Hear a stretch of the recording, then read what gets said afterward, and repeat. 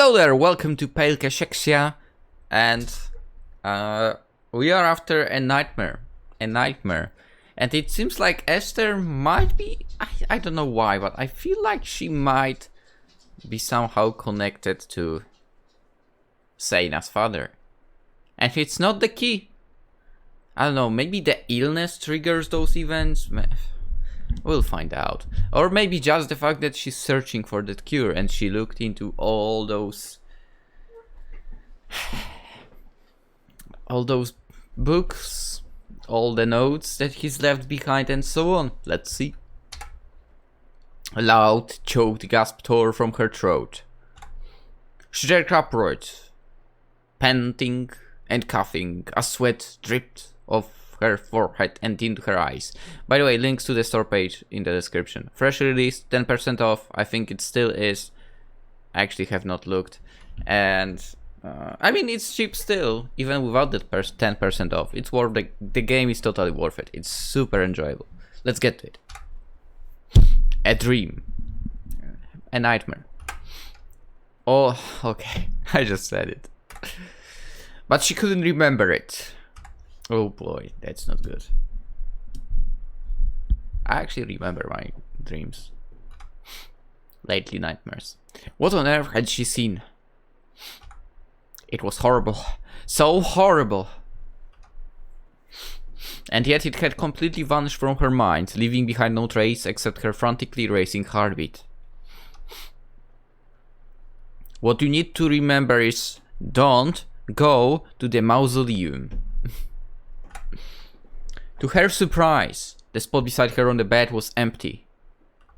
It was still dark, so why had Seina left? She took the key and went to the mausoleum, maybe. That would be nasty. Then, as she stared numbly at the white sheets, she realized she could hear something. The soft pattering of rain. I thought not, but I guess yes. She hadn't woken in the middle of the night. It was just a dark, gloomy morning. Pulling herself to the side of the bed, Esther shifted to stand on her feet.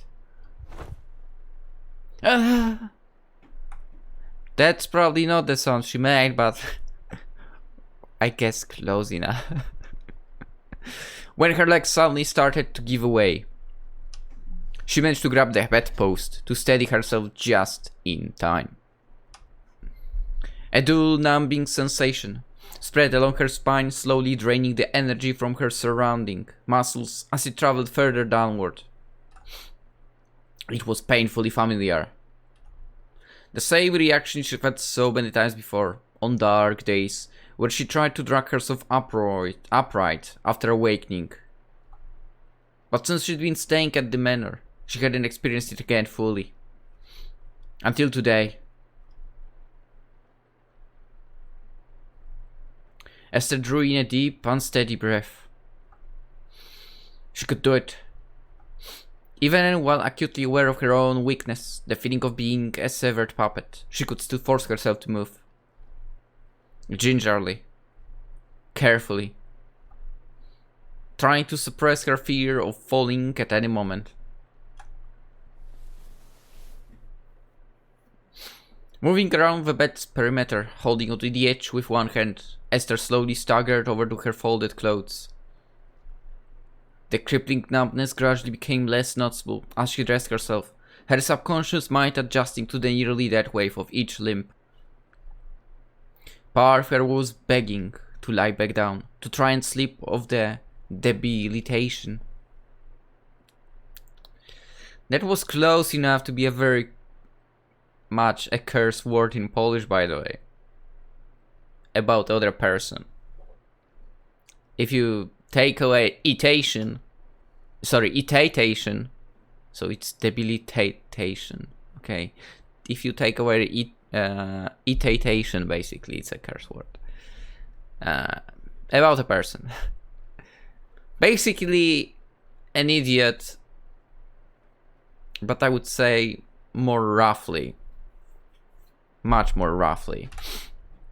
But she wanted to stay awake. To go and greet Seina, to face the day, to make progress with Isaiah's research. Anything, no matter how small, was better than surrendering completely. I mean, I like the fact that she's not giving up. I really like that. After steadying herself for a few minutes, Esther made her way down the stairs, adjusting to the wave a little more with every step.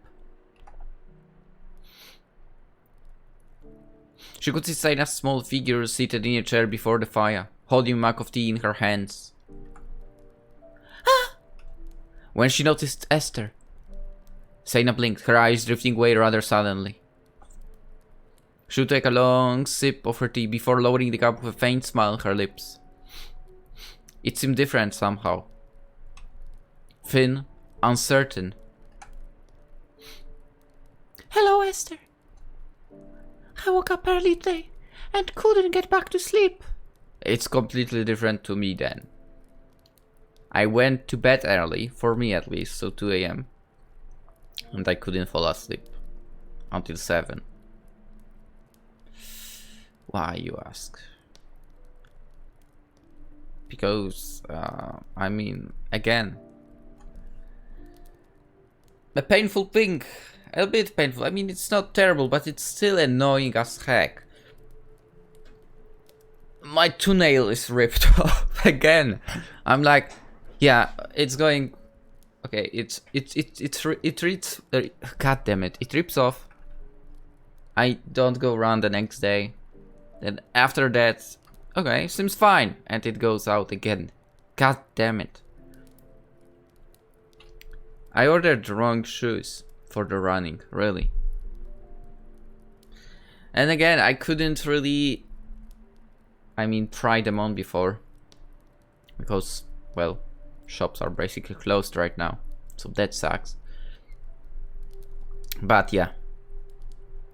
Anyway, I've already been doing things around the house for a little bit.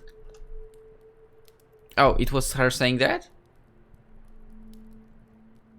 Yeah, okay. I've already been doing things around the house for a little bit. Now it makes sense. Since the training, I'm going to clean the parlor and the rooms at the back of the manor. I don't use much, but you can go ahead and spend the day with Papa's research, if you like. I already had breakfast, but I left some for you in the kitchen. Oh, she changed clothes? Okay.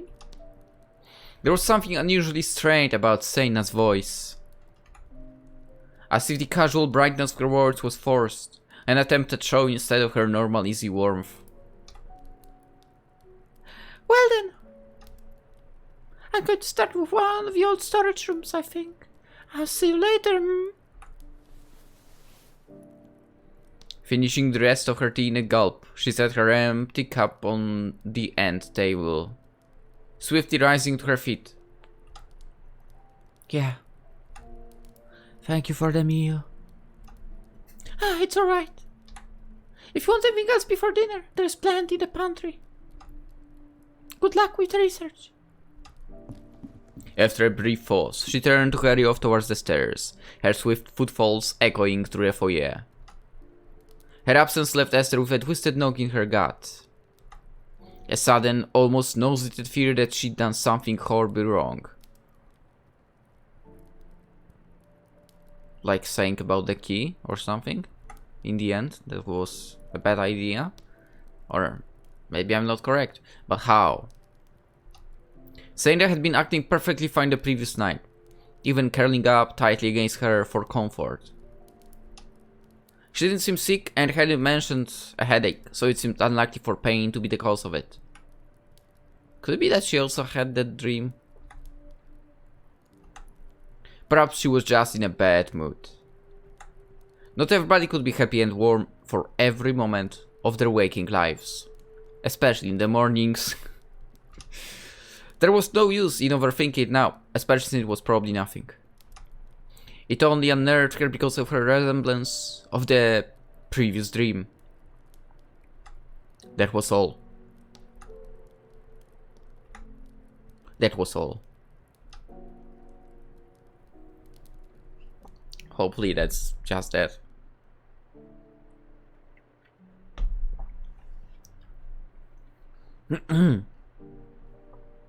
After forcing her tightened stomach to eat some of the food Seina had prepared for her, Esther returned to Isaiah's study.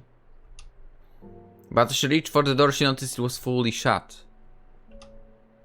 Had she left it that way yesterday? She couldn't remember much, not beyond the dizzy spell that had overtaken her.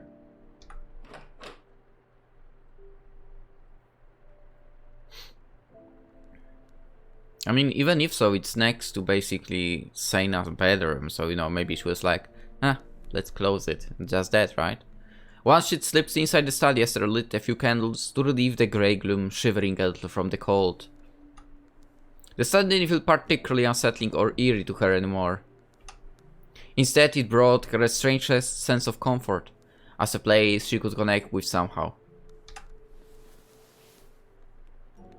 Picking up the remaining books and papers from the shelf she'd started yesterday, Esther sat down at Isaiah's desk and pulled over a candle.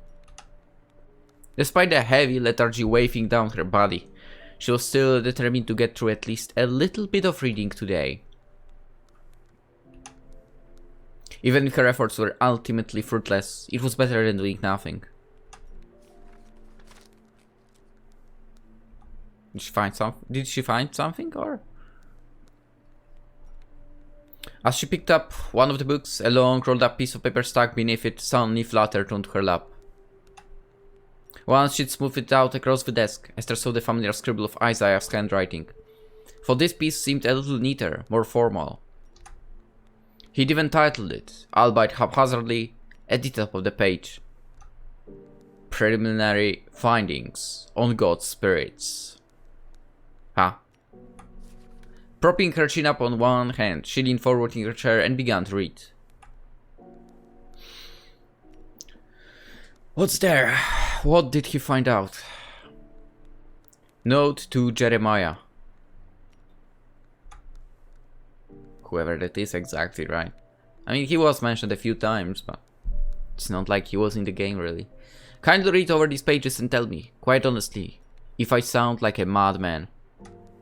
I certainly feel like one. I penned it half in jest, thinking I might turn it into an abstract for an academy publication. Before remembering that I told the head he was a sniveling little bureaucrat with the mental facilities of a mosquito. Wow. Still, old habits remain difficult to shake. Perhaps you might publish it under your name, if you think any of it may hold water. At the very least, you might make some of the rusty old codgers' hearts give out from the mention of anything remotely metaphysical. Preliminary Findings on God's Spirits. A treatise on the Arafel and the Pale Cachexia. Over the course of several years of research, I have discovered a remarkable amount of literature on the universal presence of God's spirits, entities lesser known as the Arafel. In essence, they are formless energy, one that can travel from a human's surroundings into their physical body. What attracts them the most is the power of strong emotion. The waves of energy released by feelings such as despair, frustration, anger, and of course, love. However, when they enter a host, they will begin to consume all of their energy, numbing their body strength as well as the intensity of their emotions. Still, as tempting as it remains to simplify and generalize them, the Arafel do not appear to be creatures of evil. It seems more accurate to describe them as forces of nature following a primeval impulse to survive at any cost. They feed off the energy of consciousness itself, reaching from both the impulses of the nervous system and the soul's connection to the universe. The informal title of God Spirits comes from the fact that they are simply too overpowering for the current human mind. To coexist with them, it would require a divine level of inexhaustible strength. As for their existence in the world, for the vast majority of cases, they are completely invisible to the eye. From my research, it seems likely that almost every human unknowingly carries at least several of these spirits within them, but displaces their draining effects under different names. Curiously enough, the fact of becoming overly conscious of this foreign presence seems to attract further arousal to the host. Oh, for heaven's sake. There appears to be no limit to the amount that can infect a body. Indeed, the more that dwell within a person, the more spirits are drawn to them in a slow, steady loop. However, there have been several strange cases of the complete opposite occurring. A poor vessel, hitherto untouched by the spirits' invasions, can suddenly become highly susceptible to them within a very short time period. Extreme stress and powerful emotion may act like a magnet for the RFL, drawing them, if present, from the surrounding individuals and environment like an immense vortex.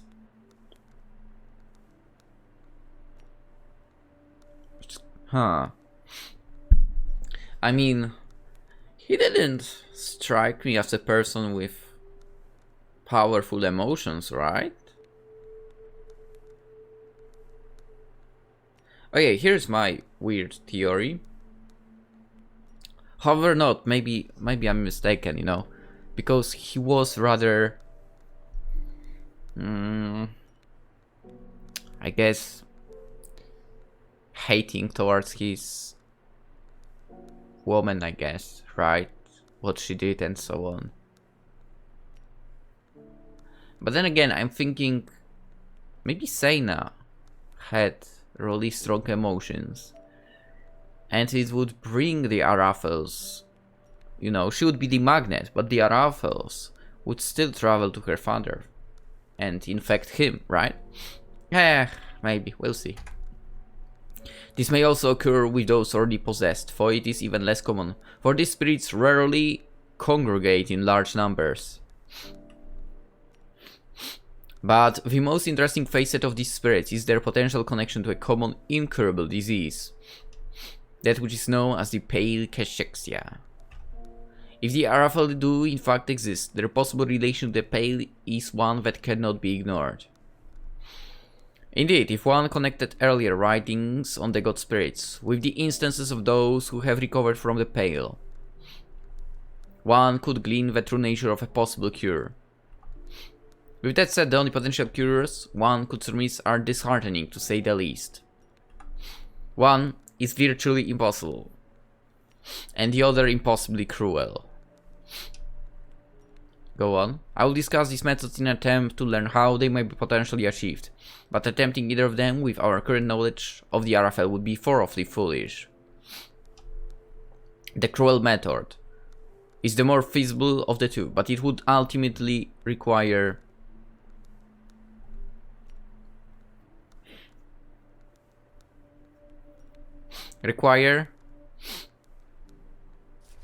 Esther quickly turned the paper over, her heart skipping a beat. It was empty. No continuation at all. But in his preface at the top, Isaiah mentioned multiple pages. The others were close by then, surely. Where therefore? Scattering her pile of books across the desk, she searched through them with the intense, increasingly anxious focus. It had to be there somewhere. It had to be. But even after she combed through every book, went through every pile, and even ran back over to the bookshelf to search through it, she found nothing. I can't believe it. She muttered to herself, so stunned and crestfallen that the words came from her without thought. Even before he had those notes on himself, while he was going to the mausoleum. The Araphel! Esther found it nearly impossible to believe they existed, but if they did, then Isaiah had to be on the right track. Even if he sounded skeptical of the potential cures, they might hint at something she could pursue further. It was without a doubt the very best lead she'd found so far. Why then did her luck have to suddenly run out like this? I mean, technically there was no luck to begin with, given that she, well, got that disease, right?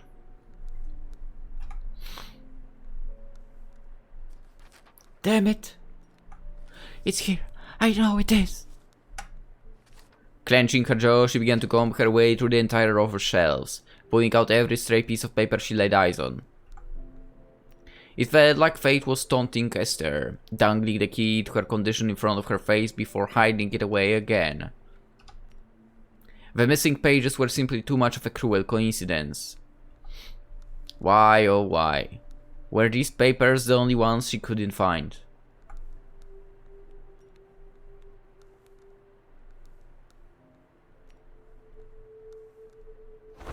Eventually, after what seemed like hours of fruitless searching, Esther fell back on the dusty bed in defeat. There is a bed there? The frustration from such valuable information slipping through her fingers was all but soul-crushing. There was a chance it could still be here, or somewhere else in the house. But a fresh wave of exhaustion crashed down upon her, sapping away any remaining strength. She had to go hunting for it. Curling up into a little ball, she closed her eyes, listening to the drone of rainfall as the storm carried steadily on. An endless storm so heavy, it seemed like it might wash everything away. She wished it would. She wished she would wake up to a new morning, to Seina's happy greeting, to a productive day in the garden and research in the study. If only sleep could bring something new, something different, something better. Something beyond the brief reprieve from the everyday burdens, the problems that were always still there whenever she woke up. But it never could. Smiling grimly at her own foolish thoughts, she sank into the arms of a long and restless slumber.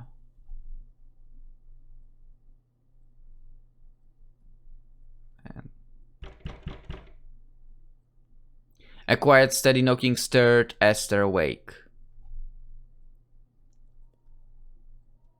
Hours must have passed. A much heavier darkness had replaced the overcast gloom from the earlier. She slowly swung her legs over the side of the bed, rubbing her bleary eyes with her hand. If anything, the uneasy rest had only made her more tired. Esther! Are you in there? Yeah. You can come in, Seina.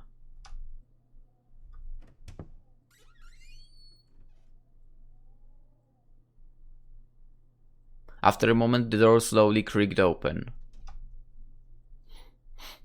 Seina stepped into view with obvious hesitation, as if she were afraid of what she might find inside. Esther! Are you alright? She nodded. Have you eaten anything since this morning? No. I haven't been hungry. Well, there is some dinner left over in the kitchen if you'd like it later. Thank you. Her reply faded in a long, uncomfortable pause that seemed to stretch on and on. In reality, the silence only lasted a few seconds, but was crushing enough to drive Esther past her typical avoidance of confrontation. Have I upset you somehow? You've been acting differently today. No, you haven't done anything. I'm sorry if I made you feel like that. I've just been thinking about a lot today. The initial relief she felt from Seina's reassurance soon faded into uncertainty. Even if she had done something wrong, Seina might be too afraid of hurting her feelings to tell her directly. Esther! Do you mind if we take a walk outside? It feels like a long time since I've really seen the moon and stars. Of course. Let's go. Seina smiled at her faintly, but it seemed just as strained as it did that morning, if not more so.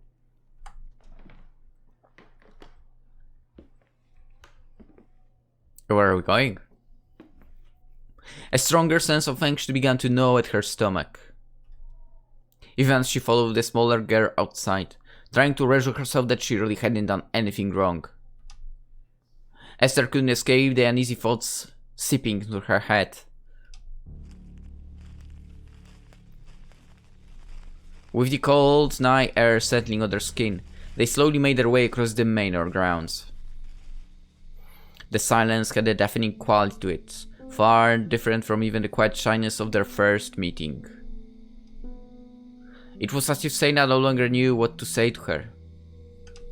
A vast distance had opened up between them, so inexplicable and one-sided that it left Esther horribly confused. Was she in another dream? Or had her earlier dream crossed over into reality? Or more likely, perhaps her dream only reflected reality that had been there all along.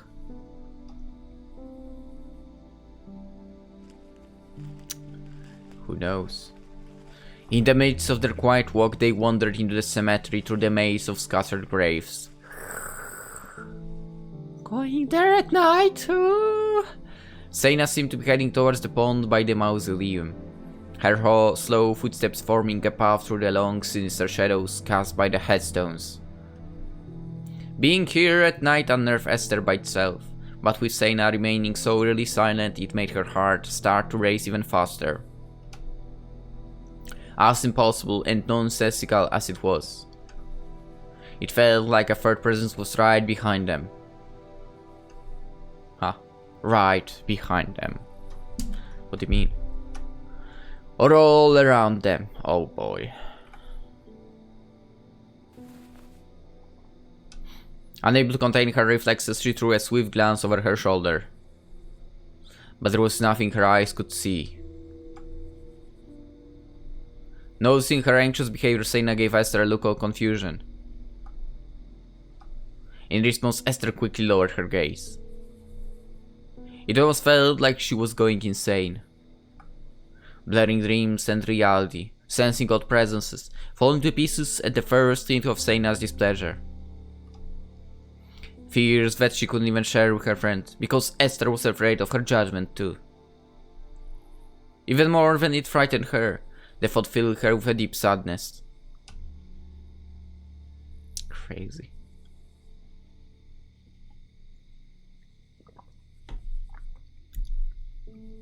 Before long, the cold grey stone of the mausoleum was towering over them.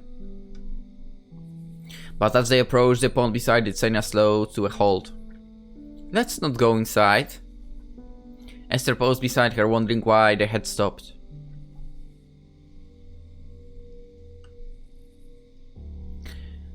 Could we stay here for a little while? Or at least, I think I'll stay.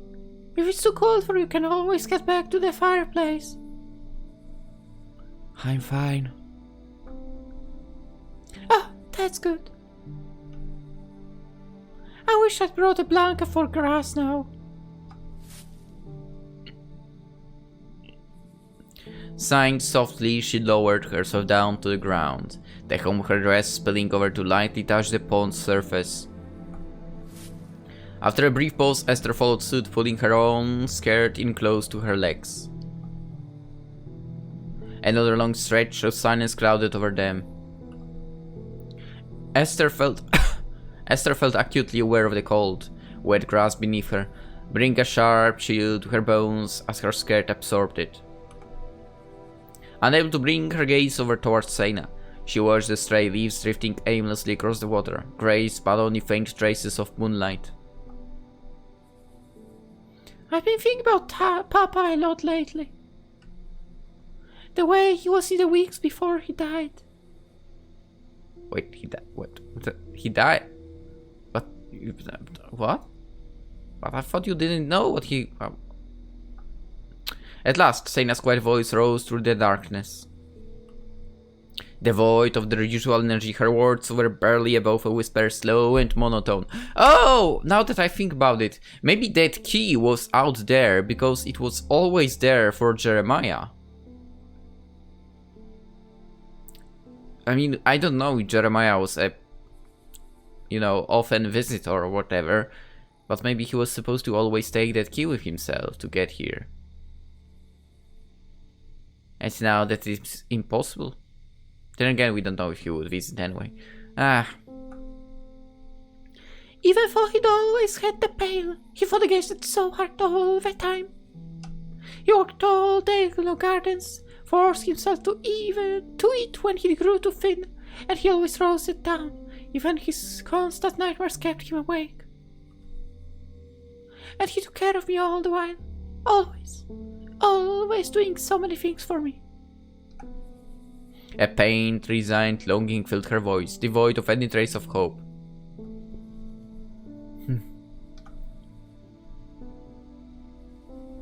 You are kind of becoming the same girl, and she noticed it probably as well, right?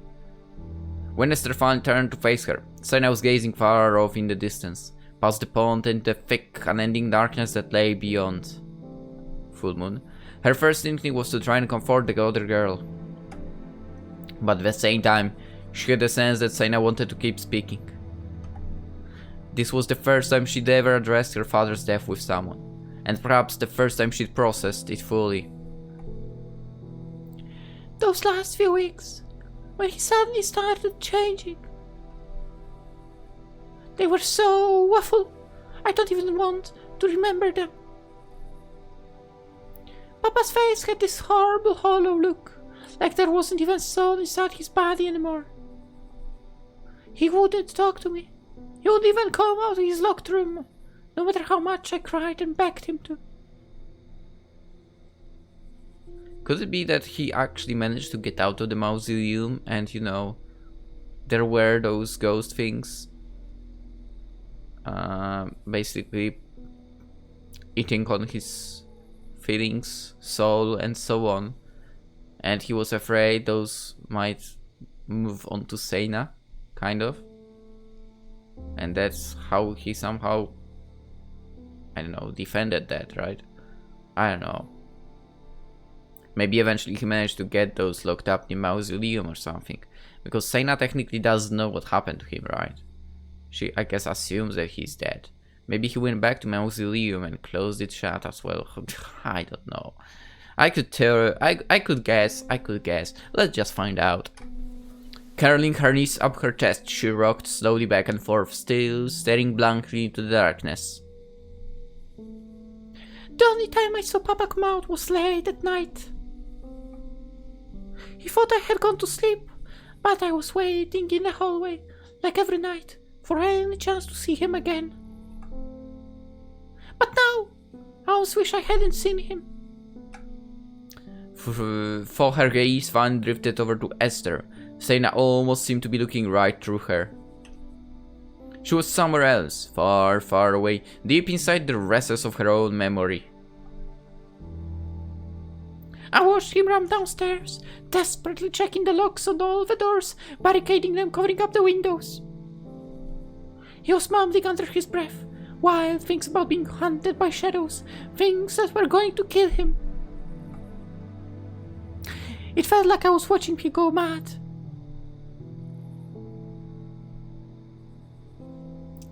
If they truly did exist, could it have been the Arafel that drove Isaiah into madness? It seemed possible, and yet something struck Esther about it as odd. Isaiah had described the increase of spirits in the host as slow and steady, not something so sudden. But why? Why do you think he changed so quickly? An expression Esther had never witnessed on Seina before suddenly crossed her features, darkening them. Just before his health started to get worse, we had an argument. It was the only time I ever shouted at Papa. I was so angry back then. Is it when you ran into the mausoleum? But after I calmed down, realized that what I'd done. I just wanted to die. Ha! I felt like he was so disappointed in me, his troublesome, ungrateful daughter. I didn't respect his wishes. I didn't understand that he was only trying to protect me. All I did was make him feel alone again, right until the moment he died. No tears formed in her eyes. Perhaps she had already wept too many times over it, or else her grief went beyond any outward expression. She simply kept hugging her knees against her chest, staring to Esther without seeing her. She wanted so very, very desperately to comfort her friend. To reach out and pull Seina into a hug, giving her to the reassurance that she never had since Isaiah's death. But Esther felt frozen in place. There was a depth to Seina's sorrow that she would never understand. Perhaps that was why the other girl had suddenly grown so cold towards her. All the words that came to Esther's mind were too shallow, unable to reach the pain that Seina had buried away in order to continue living. She understood that terrible thought, and yet the silence of Seina's pain was too agonizing for her to stand any longer. It's not your fault, Seina. You can't blame yourself for his illness. It had nothing to do with you. When Esther blurted out her first instinctive response, Seina showed no reaction. Seina, you are only a child. I know you never meant to hurt Isaiah. Please don't blame yourself. You didn't do anything wrong. Again, her words were met with only a numb silence. She couldn't tell if Seina ever heard what she said, or was ignoring her, or if she was making the other girl feel worse by even saying anything. And yet, despite herself, Esther couldn't bite back the question tugging at her mind. The reason why Seina felt so guilty, she had to find a way to understand it somehow.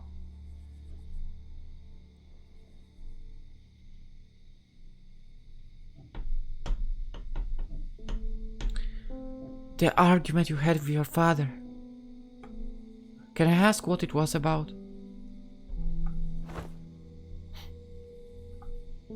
Finally, her words triggered a response. Seina's eyes suddenly refocused on her face, holding a strange mixture of fright and revulsion. I'm sorry. I shouldn't have said anything. I really don't want to talk about it after all. Swiftly turning away from Esther, she shook her head vehemently. It was impossible not to feel stung by the rejection, even though she knew she had stepped too far. The reflective atmosphere grew tense and uncomfortable again, each second grating by like a loud discordant note. Esther, is it alright if I have some time alone?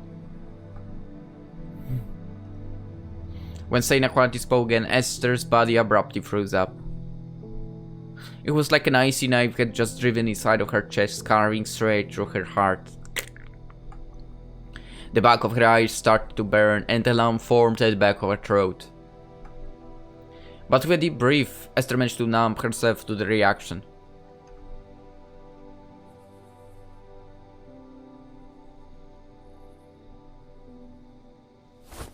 Wordlessly, she rose to her feet. Unlike her earlier desire to stay close to Seina, she now felt the urgent need to put distance between them. Without giving Esther another glance, the small girl buried her face against her arms. It was clear that trying to speak with her would achieve nothing. There was an almost tangible outer shell around Seina, dividing her from the rest of the world.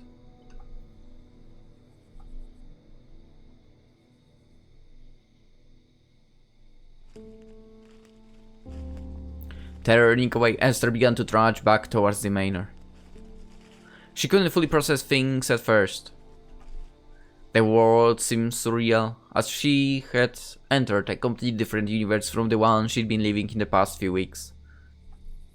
When she tried to analyze it all, to imagine how things would play out from here, it felt like her mind was too clouded to contemplate more than a few moments ahead.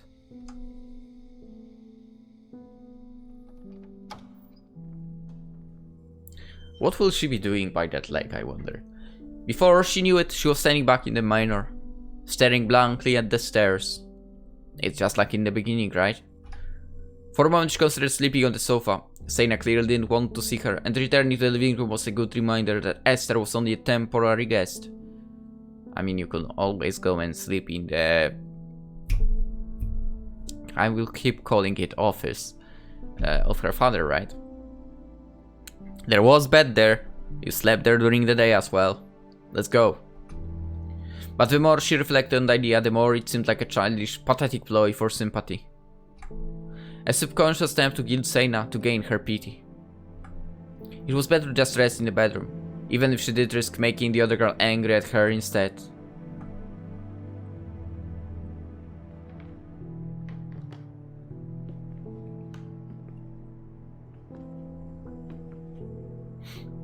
Sleep, however, soon proved impossible. Despite the fatigue that still stunk over her, strings of bitter thoughts kept warming into Esther's mind, infesting it with further doubts and uncertainties. All the things she could have said to comfort Seina better, to give her the support she was clearly longing for. An endless well of missed opportunities and imagined outcomes, once where they had reconciled, not gone their separate ways.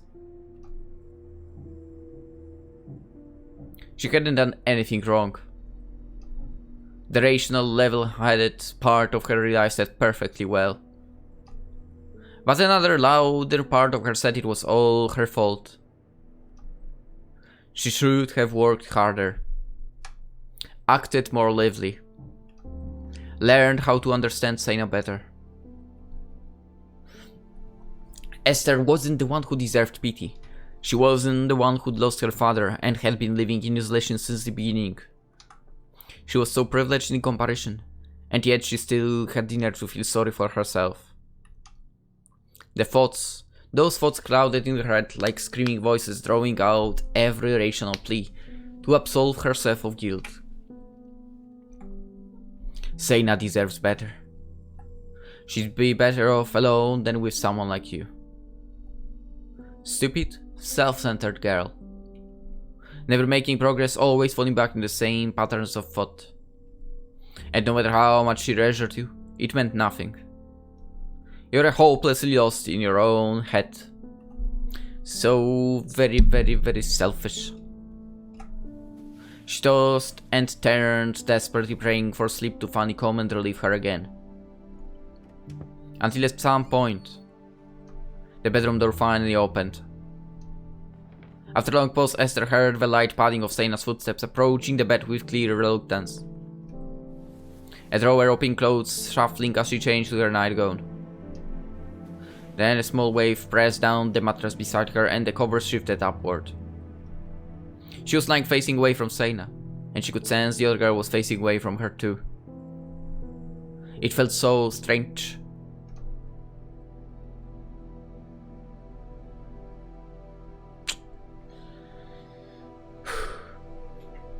Good night, Esther.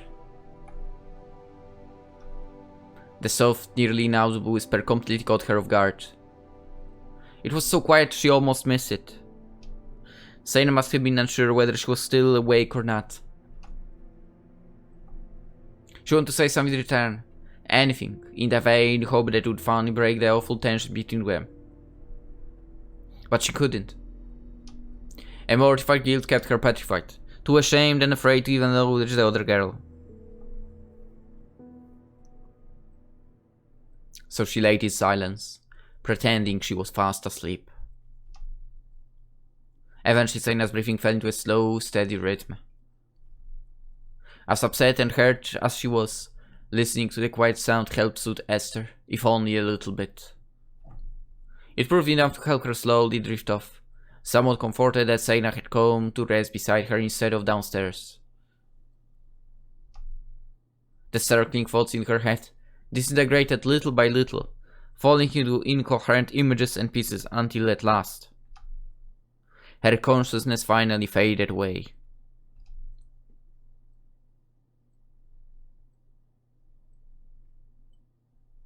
To another nightmare?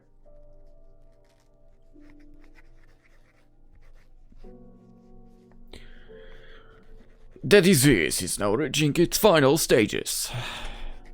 A steady degeneration of the patient's physical and mental state, with brief episodes of elevated energy and intense panic. Oh. These symptoms are occasionally seen in those who suffer from the pale for an extended period. There is still no documented case of recovery from such an advanced progression of the disease. I do not fully understand the cause of my sudden decline, but I suspect it was invoked by a powerful fear. The hallucinations I suffered inside the crypt caused me significant stress, which likely increased the pale's aggressiveness. When I woke on the ground outside the mausoleum, it was already nearly morning. I suspect I must have entered a delusional panic as I fled from what I witnessed. What do you witness? Whether they were apparitions of the Arafel, or simply a reflection of my unstable mental condition, it no longer feels relevant in my last term of illness. Seina, of course, had never entered the catacombs. After our conflict, she ran to my study to wait for me, in a twist of fate, the one place I never thought to search. Yikes. In the weeks since then, my previously abated symptoms have not only returned, but triggered the rapid deterioration of my health. There's little I can do but continue to study and write, making use of my remaining time in the hopes I may. The pen fell from Isaac's fingertips, clattering onto the desk. Blinking, he studied his own trembling hand with morbid interest. His pale, skeletal fingers were mottled with ink, like a disease had discolored his pallid flesh. Between loss of motor control and energy, it was becoming increasingly difficult to write. It served as a constant, painful reminder for the impending reality he was forced to accept. He was withering away. Both his body and his mind were breaking down. Soon he would no longer be recognizable to himself or to Seina. He couldn't bring himself to speak of it to her. The thought of making her cry again, leaving that as one of the last memories they would share with each other. It was too painful to even consider. The almanacs. Directions to the city. There's my Dame Gold. Where is it? Wait, he went to the city? Shuffling through this and stacking up his papers, Isaac attempted to work himself in the flurry of impatient, productive activity. It was his usual method of distancing himself from things he didn't want to think about, but this time, the effort only met with abject failure. Tears blurred his vision, burning behind his eyes no matter how hard he glared. They spilled over and dragged down his sharp cheekbones, falling onto layers of parchment in a soft, muffled patter. How would she think of him when he was gone? Would she hate him? It would be fully deserved, with how much he failed her as a father. He had come so close to abandoning her at the orphanage, even if that would have led her to a better family. A life in the city, a childhood surrounded by friends, a world beyond the boundaries of this forest. A world that perhaps she could still find happiness in, even if it meant leaving him behind.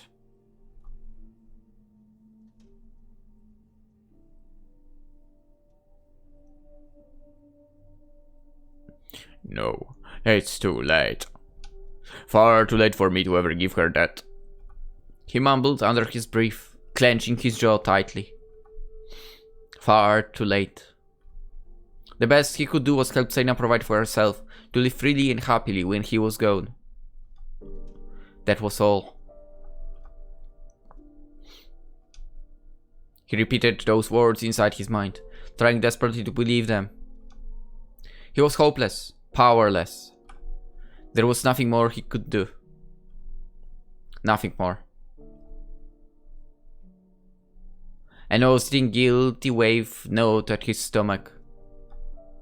Slowly he began to reach for the falling quill, his fingers frail and trembling as they brushed its feather. If he could only just explain himself to her. If he could go back and remake everything, patch over all his choices in falsehood, all of his misguided words. But she only had one childhood, and when he died it would be over. There was no time left for forgiveness.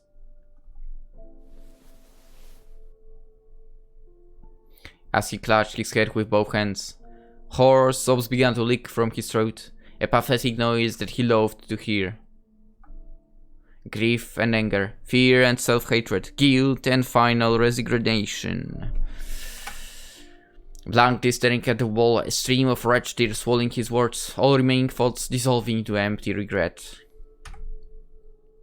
He wept.